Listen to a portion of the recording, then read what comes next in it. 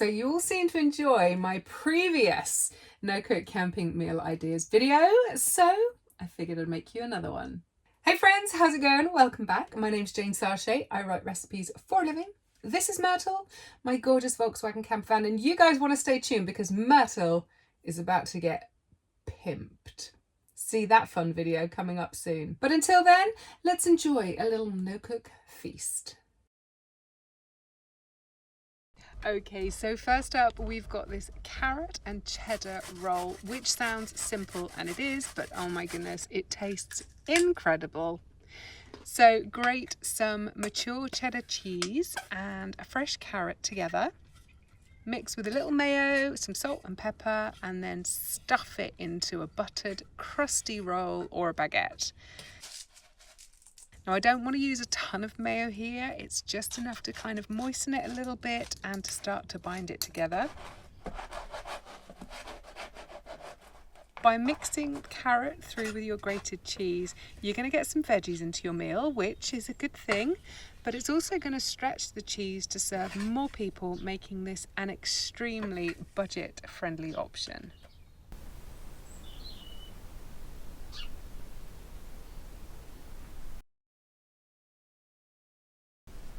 Now this next one is one of my favourite no-cook meals, whether I'm camping or not. I absolutely love it, and it's so easy. A charcuterie board is basically, it's just a platter of different cured meats and vegetables and pickles and olives, etc. You can vegify it by swapping out all the meats for things like falafels and sun-dried tomatoes.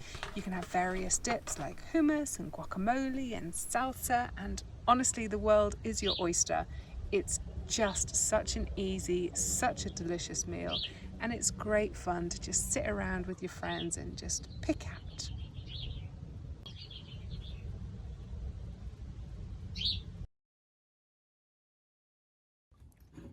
And finally is our really fun DIY pot noodle.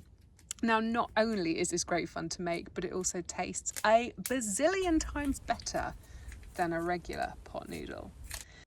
Now you want to add all the wet stuff at the bottom of the jar. So I'm putting my miso soup, which is the base for my pot noodle, into the bottom.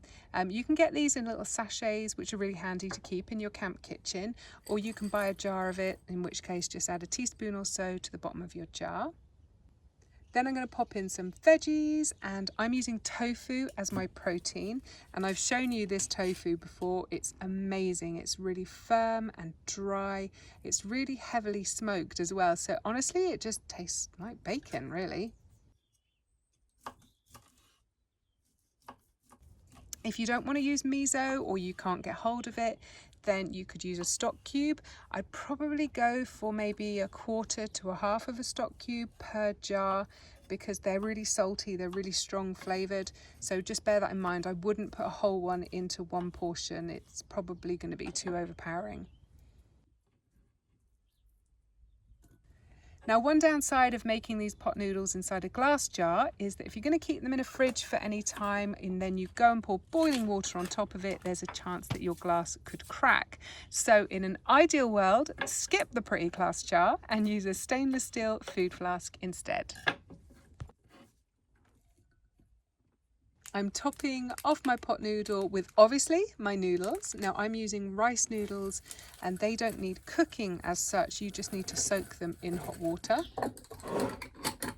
Then the jar gets sealed and you can keep it somewhere cool until you're ready to eat.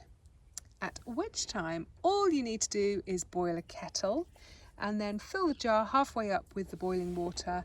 Close the lid and keep the jar somewhere warm for 10 minutes. I'm just going to wrap it up in this towel because it's pretty chilly out today. I also find it's a good idea to stir the contents halfway through, just so that the noodles can all get a good soaking. And then when you come to eat it, you can eat it as is, or I'm going to top mine with some soy sauce and also some hot sauce. Thank you, Hugh and Fiona from English Country Life channel. I'll link to this fermented hot sauce recipe they did below. It's absolutely delicious. Thank you guys, we love it. And yes, we are saving this teeny weeny little bottle for special occasions. Just for fun, I'm also going to sprinkle mine with sesame seeds and crispy fried onions, and this is delicious. So I hope you enjoyed that video, my lovelies. I've got a question for you guys now. Down in the comments, please drop us a line and let us know what your go-to favourite no-cook camping meal is. And if we get some crackers down there, then I've got a feeling there might be a follow-up video coming up soon where I get to feature your ideas. So scramble on down, go leave us those ideas. So that's it for today. Don't forget you can sign up for my newsletter and bag yourself a free little camping cookbook as a little thank you for joining the party. You can find the link for that down below too. Don't forget to wallop the thumbs up if you have enjoyed our time together, and I'm going to catch up with you next week in our next video. Until then, happy camping.